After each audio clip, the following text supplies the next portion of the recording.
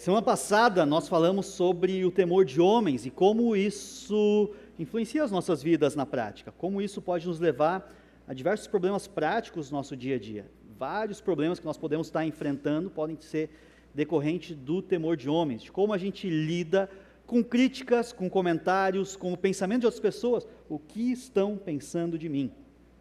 A gente fez um desenho lá para explicar como funciona o temor de homens, né? A gente tinha o bonequinho, não sei se vocês lembram disso. Depois a gente teve também um gráfico, né, aquele gráfico completo que eu fiz, e hoje eu vou continuar um pouco disso, falando um dos problemas do temor de homens, podemos dizer que até é um problema inseparado, mas que também pode decorrer do temor de homens. Semana passada nós falamos sobre Provérbios 29, 25, né? Quem teme ao homem cai em armadilhas, mas quem confia no Senhor, esse sim, ele está seguro. Hoje o nosso assunto é ira, né? Como que muitas pessoas respondem e reagem de forma irada. Como você lidaria com um chefe? Digamos que você tem um chefe que, ao receber ordens, né, do dono da empresa, ele se irrita muito, ele bate nas coisas, não sei que ele bate na mesa, ou quando esse chefe, né, o dono da empresa lá, dá para ele, para o seu chefe algo, ele pega essa coisa e joga no chão, um livro de regras, dizemos, um livro de regras da empresa, ele joga esse livro no chão. Ou talvez esse sujeito, né, ele é um líder dentro da empresa, esse seu chefe é um líder dentro da empresa, e tem um lá maltratando um liderado dele, e ele vai lá e assassina aquele cara. O que você diria de um sujeito desses?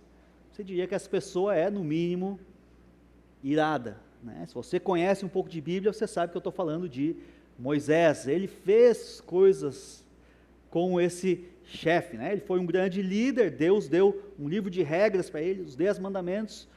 O que ele fez quando ele voltou lá para baixo do Monte Sinai? Ele não gostou do que ele viu, e ele quebrou aquelas pedras. Aí Deus falou para ele, né, vai lá e fala com a pedra, e ele estava irritado aquela hora, e ele bateu na pedra, para que saísse água. Antes disso, do assassinato aconteceu antes disso, né, antes que ele saísse do Egito, tinha lá alguém maltratando um hebreu, ele se irritou e assassinou aquele sujeito. Existem diversos exemplos bíblicos de pessoas que são iradas, e não somente por isso nós devemos seguir o exemplo dessas pessoas. Certamente Moisés tem muitos ensinos para nós, principalmente o ensino de uma pessoa que foi mudada, ela mudou ao longo da sua caminhada, ele mudou ao longo da sua jornada. Existe esperança para Moisés, assim como existe esperança para qualquer um de nós na nossa ira. Nós sabemos de fato que a ira pecaminosa, ela desagrada a Deus. Deixa eu fazer uma pequena pergunta para você. Nessa pandemia, complete essa frase. O que mais me irritou foi... O que te irritou? Alguns talvez vão dizer, né? O jeito que as pessoas lidaram com a pandemia. O jeito talvez que os governantes lidaram com a pandemia. Ou ter que ficar em casa com a minha esposa, ter que ficar em casa com os meus filhos, talvez várias coisas podem ter te irritado. Deixa eu fazer uma pergunta talvez um pouquinho mais ampla, né? Se tem algo que sempre me tirou do sério, é isso. Se tem uma coisa que sempre me tira... Esses tempos eu fiz essa pergunta para uma pessoa, e ele falou, Tiago, quer saber? O que me deixa louco? O que me deixa muito irritado? É quando, e ele falou o nome do jogador do Grêmio lá, ele vai cruzar o escanteio e ele bate o escanteio na entrada da área, assim. Isso não tem explicação. Isso me deixa muito irritado. E eu entendo o coração desse cara, porque eu já fui um grande fã de futebol, houve uma época que eu gostava muito, e que o futebol conseguia, né, dominar os meus sentimentos de certa forma. E isso, claro, vai apontar diretamente para aquilo que o sujeito valoriza. Né? Você faz essa pergunta para ele, se tem uma coisa que você me tira do sério, é cruzamento curto. Como é que é o nome do jogador lateral do Grêmio, que sempre... Como é que é? Hã? Cortez, era esse mesmo, cara. O tal do Cortez. Eu fico louco com o tal do Cortez, que ele sempre cruza curto, sempre. Então você, né, consegue avaliar por essas respostas o que a pessoa realmente ama, o que ela realmente deseja, em torno do que realmente a vida dessa pessoa ela está girando. E muitas vezes aquelas coisas que nos despertam grandes emoções, seja a ira, seja grande tristeza, seja grandes decepções, isso tudo aponta ao que de fato nós valorizamos. Aliás, foi movido por isso que eu acabei desistindo de acompanhar futebol. Houve lá um dia, eu sou gremista, estava acompanhando a Libertadores e de repente, né, a organização roubou do Grêmio, um título que era para ter sido do Grêmio, estava tudo certo.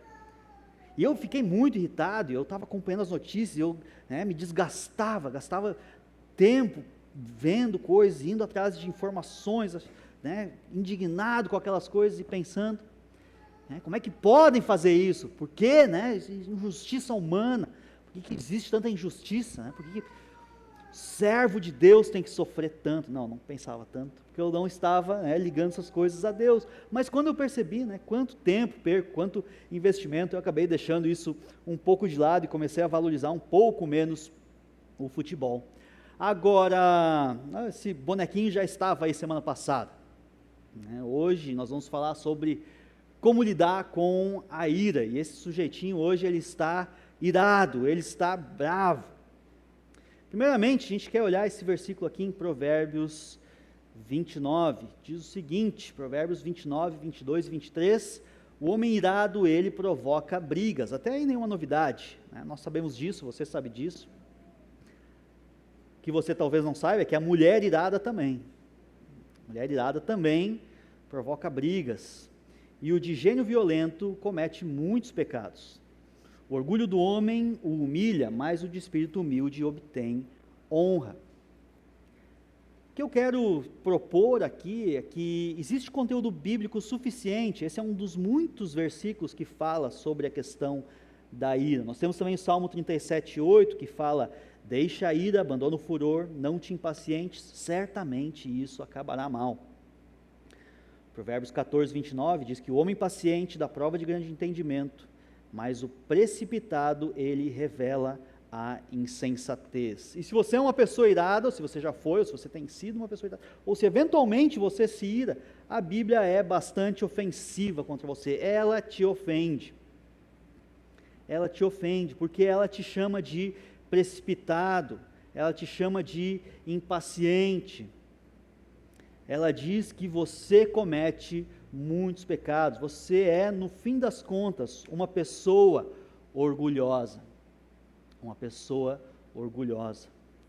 e dessa forma, então, nós temos que ser, de fato, humilhados pela palavra de Deus. Existe um livro muito bom nessa área, que se chama Ira, Arrancando o Mal pela Raiz, a gente tem na biblioteca da igreja, e esse livro é uma grande referência nessa área, inclusive o autor, o Robert Jones, ele vai estar aqui no Brasil em setembro, em São Paulo, a gente quer até inclusive tentar organizar um grupo da igreja para ir lá assistir, vai ser lá na PV São Paulo.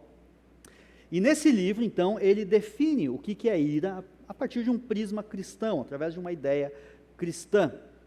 E ele propõe o seguinte, ele propõe que a nossa ira é a resposta ativa integral de juízo moral negativo contra um mal por nós percebido. Vamos entender bem essa afirmação, porque ela é bastante importante. Realmente, esse sujeito, a gente vê que ele dedicou tempo para essa definição, e essa é a definição geral que os sujeitos, que os teólogos trazem para dentro da ira. Então, há uma resposta ativa, ou seja, é uma ação. A nossa ira, ela acaba, quando nós vamos falar aqui sobre ira pecaminosa, nós vamos falar de uma ação. A ira é basicamente o que nós fazemos, e não aquilo que nós temos. Então hoje, enquanto nós estivermos falando sobre ira, nós vamos falar de coisas que nós fazemos, não algo que nós temos. Pessoas praticam ira, elas colocam a sua ira em prática. Na Bíblia nós vemos isso acontecendo, nós vemos Moisés, por exemplo, ali, né, a sua ira se revelou através de ações práticas.